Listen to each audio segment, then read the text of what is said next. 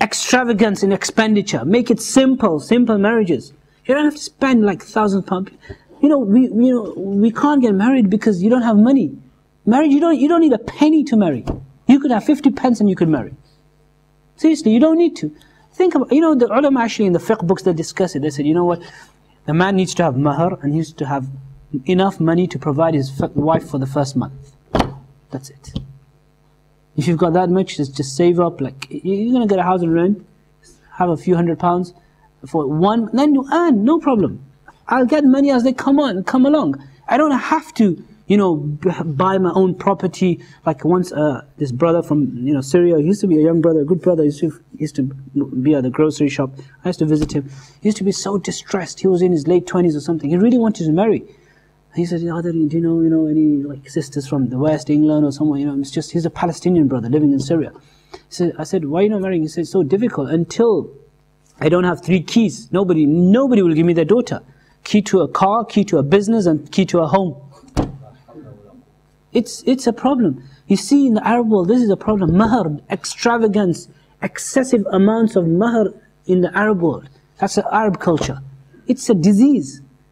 It's a disease. You have to give $10,000, $15,000 mahar. It's, the messenger, Sayyidina Umar ibn al-Khattab, he said, أَلَا لَا تُغَالُ صَدُقَةَ النِّسَاءِ. Beware, do not be extravagant in the mahar, dowry of the women.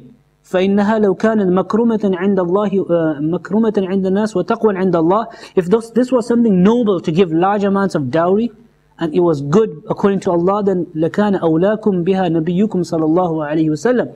The Messenger صلى الله عليه وسلم would have given the most amounts as mahar and dowry, but he never gave it.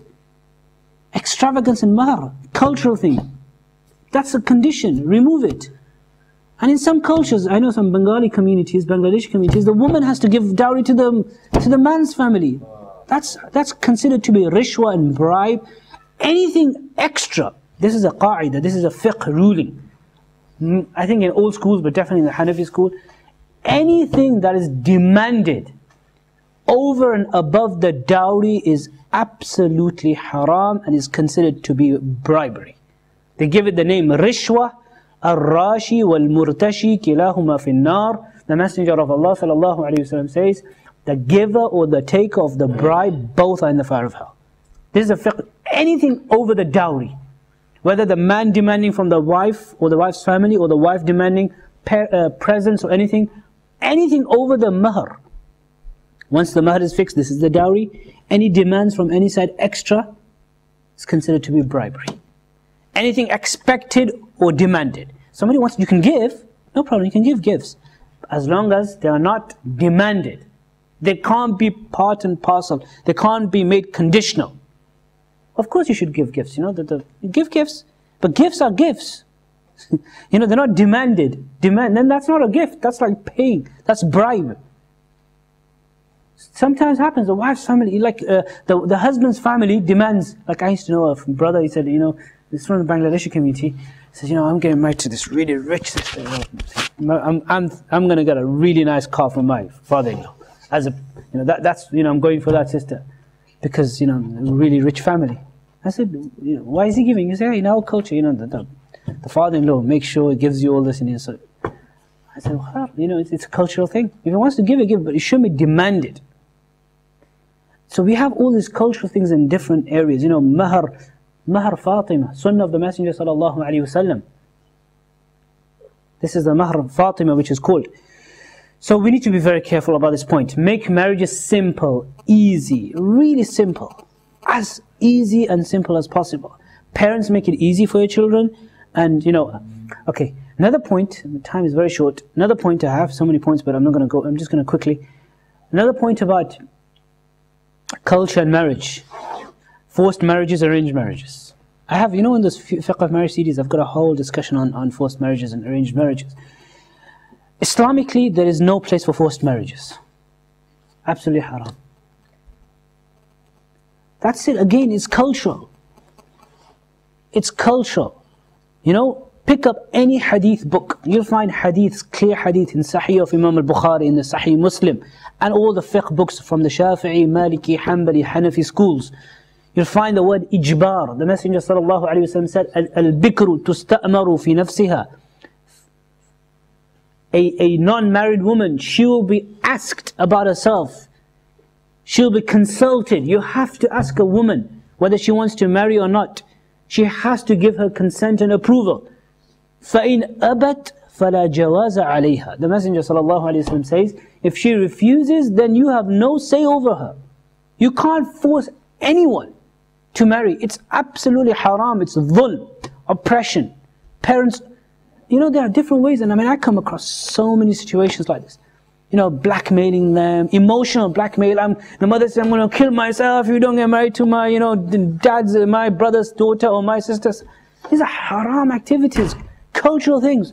I know so many sisters who, you know, from especially in the Pakistani background, where they've been taken to Lahore and Punjab and, I don't know, Peshawar or wherever, passports confiscated, and they've been tortured, forced into marrying.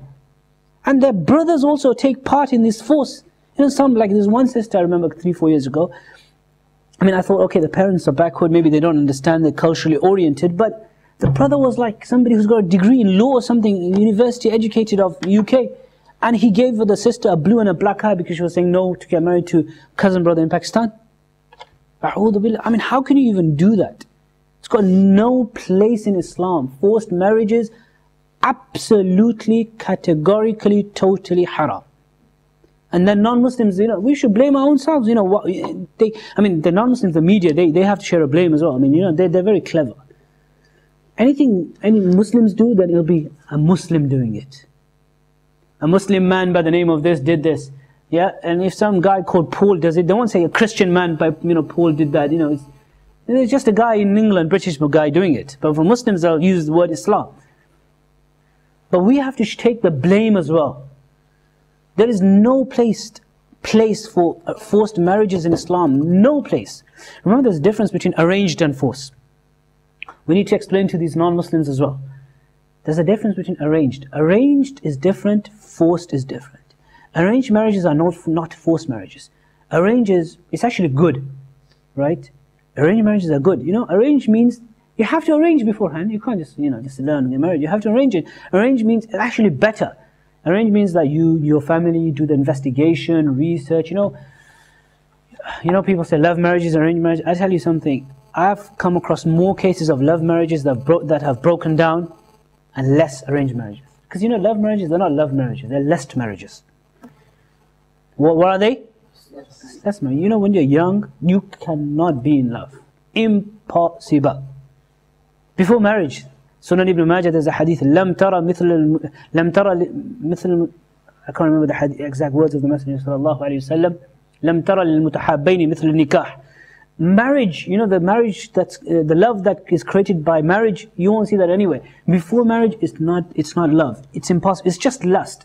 You know, young people, you know, at 18 they must have said to someone, you know what, I'm going to give my life for you. I can't spend the rest of my life. And then after 3 years, you think you're a mad person or something saying that. You just move on. People go through those phases. They must have said it so many times, you know, oh, I can spend the rest of my life with you. And then after about 3-4 years, they think, you know, how did I say that when I was a young kid? You shouldn't be doing that, by the way. But it's just a phase you're going through. So love marriages, I've come across, you know, I know like one couple, they really wanted to get married and they would die, like the brother and the sister would say, I can't even envisage life without, you know, I'll die. One day without him, I'll die. After about 1 year of marriage, that sister who got married, she did not even want to see his face ever in her life. That's how she hated him. What happened in 1 year? What's happened? So, there's no love marriages, there's no love stuff. Arranged marriages are good. Arranged means like, you know, in love marriages, you're the only one looking at the brother or the potential spouse or the sister. It's only you deciding. Your mind is clouded anyway. You can't see the true picture.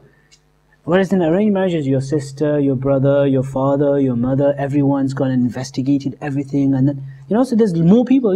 More people looking at something is much better than one person looking. But yes, ultimately, you have the final say. You can't be forced. They say it's good, or this brother's good, this sister's good, you make the decision. No. You think about it, you do istikhara, and you make the final decision.